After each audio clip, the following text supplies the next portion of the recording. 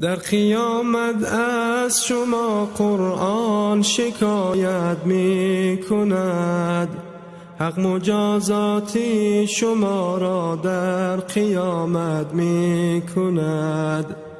در قیامت از شما قرآن شکایت می کند، حق مجازاتی شما را در قیامت می کند.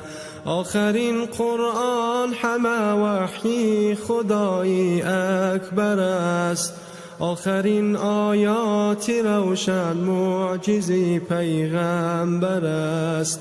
این کلام الله امانت از رسولی اظهر است، هیچ کافر با امانت این خیانت می کند. در قیامت از شما قرآن